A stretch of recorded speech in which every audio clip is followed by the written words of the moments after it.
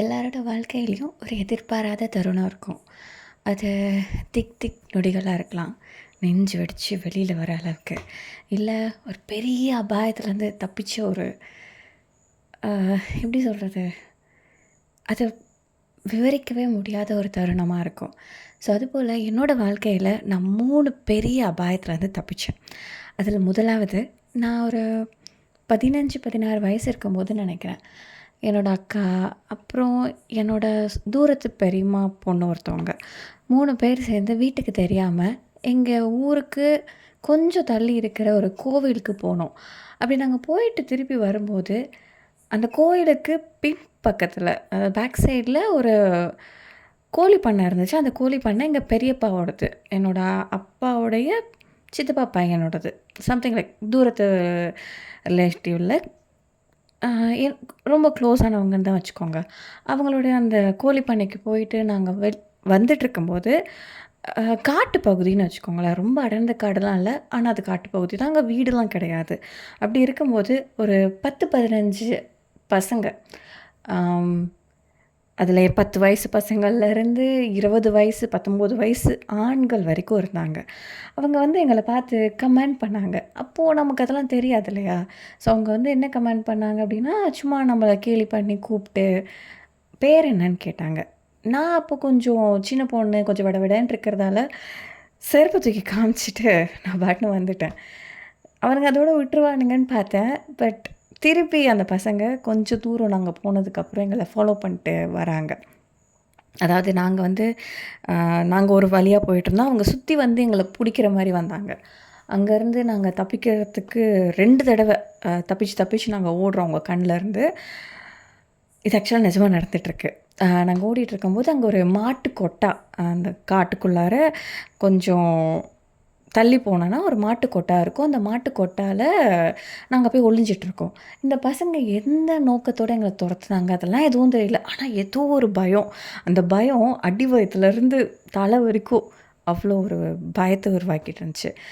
அப்படி இருக்கச்ச நல்ல மழை பெய்ய ஆரம்பிச்சிடுச்சு. கொஞ்ச நேரத்தில் அந்த பசங்க அங்கேருந்து எங்களை தேடிட்டு நாங்கள் அங்கே இல்லைன்ட்டு போயிட்டாங்க. நாங்கள் அங்கேருந்து ஒளிஞ்சிருந்து ஒரு எவ்வளோ நேரம் ஆச்சுன்னு தெரில. எப்படியும் ஒரு 20 நிமிஷம் கூட ஆயிருக்கும். அங்கேருந்து அப்புறமா வெளியில் வந்து முடிஞ்ச அளவுக்கு சீக்கிரம் வீட்டுக்கு போகணும்னு சொல்லிட்டு கடகடன்ட்டு வீட்டுக்கு போயிட்டோம். அதாவது கண்ணுக்கு யாராவது நடமாடுற இடமா போயிடணும் அப்படின்னு சொல்லிட்டு அந்த மாதிரி போயிடும். ஒருவேளை அவங்க கையில் நாங்கள் மாட்டியிருந்தா இந்நேரத்துக்கு என்ன சம்பவம் ஆயிருக்கும்னு நினைக்கிறீங்க? எனக்கு தெரியல. மேபி ஒரு பெரிய ஸ்ட்ரகிளாக இருந்திருக்கும். எனிஹவ், ஸோ செகண்ட் வந்து நான் காலேஜ் படிக்கும்போது இல்லை நான் ஸ்கூல் படிக்கும்போது நடந்துச்சு. நான் ஒரு 11th ஸ்டாண்டர்ட் படிச்சுட்ருக்கும்போது அது எங்களோட ஸ்கூலில் ஆனுவல் டே. என் ஸ்கூல் வந்து பார்த்திங்கன்னா முஸ்லீம் ஸ்கூல். ஸோ எல்லாமே வந்து முஸ்லீம் பொண்ணுங்க புர்கா போட்டு ஃபேஸ் ஃபுல் கவர் பண்ணிட்டு வெறும் கண்ணு மட்டும் தான் தெரியும். ஆனால் அதில் நான் மட்டும் ஹிந்து பொண்ணு. என்னோடய சீனியர் செட்டு பசங்க இருப்பாங்க இல்லையா, அவங்களுக்கும் எனக்கு எப்போதும் சண்டை வந்துகிட்டே இருக்கும். அது ஏன்னு எனக்கு தெரில.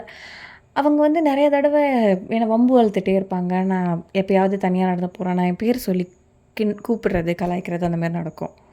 அது அப்படியே போயிட்டே இருக்கும்போது ஆனுவல் டேவும் வந்துச்சு. அப்பாடா, இதுக்கப்புறம் சீனியர் தொல்லை கிடையாது, நம்ம தான் இதுக்கப்புறம் சீனியர், யாரை பார்த்தும் பயப்பட தேவையில்லை அப்படின்ற ஒரு தைரியம் வந்துச்சு. அந்த ஆனுவல் டே அன்னைக்கு நான் பட்ட அனுபவம் இருக்குது பார்த்தீங்களா, என்னோடய சீனியர்ஸ் வந்து என் ஸ்கூல் வந்து 2 ஃப்ளோர் இருக்கும். கிரவுண்ட் ஃப்ளோரில் வந்து பிரின்சிபல், அதுக்கப்புறம் ஸ்டாஃப் ரூம், 2 கிளாஸ் ரூம் இருக்கும், ரெஸ்ட் ரூம்ஸ் இருக்கும். ஃபஸ்ட் ஃப்ளோரில் 10th அந்த கிளாஸஸ் இருக்கும். ஒரு பெரிய ஹால் இருக்கும், கிளாஸ் ரூம் சொல்லுவோம். அந்த கிளாஸ் ரூம் வந்து 2 ஃப்ளோர்லேயும் இருக்கும். அதாவது ஃபஸ்ட் ஃப்ளோர்லேயும் இருக்கும், செகண்ட் ஃப்ளோர்லேயும் இருக்கும். ஸோ ஃபஸ்ட் ஃப்ளோரில் வந்து என்னோடய சீனியர்ஸ் எல்லாமே பசங்க நின்றுட்டுருக்காங்க. பசங்க மட்டும்தான் நின்றுருக்காங்க. என்னை அப்ரோச் பண்ணி பேச வராங்க. எனக்கு என்ன பயம் என்னன்னு தெரியல. அவங்கள்ட்ட இருந்து நான் ஓடுறேன். இது நிஜமாக நடக்குது. ஓடுறேன். நான் செகண்ட் ஃப்ளோருக்கு போயிட்டு அந்த கிளாஸ் ரூம்குள்ளார நான் ஒளிஞ்சிக்கிட்டேன். அங்கே நிறையா பீரோஸ், கார்ட்போர்ட்லாம் அடுக்கியிருக்கும். அந்த கார்ட்போர்டுக்கு பின்னாடி நான் போயிட்டு ஒளிஞ்சிக்கிறேன். இவனுங்க வந்து என்னை தேடிட்டு மற்ற கிளாஸ் ரூம்ஸ்லாம் இருக்குங்க, 11th 12th கிளாஸ் ரூம்ஸ் அந்த மாதிரி. ஸோ அங்கே போயிட்டாங்க. நான் அதுக்கப்புறம் அவனுங்க போயிட்டானுங்கன்னு சொல்லிட்டு கீழே இறங்கி வந்தால் என்னோடய ஊர்க்காரன் ஒருத்தவன், ஆனுவல் டே சொல்லியிருந்தேன் இல்லையா, எல்லோரும் வந்திருப்பாங்க, பேரண்ட்ஸ் அந்த மாதிரி.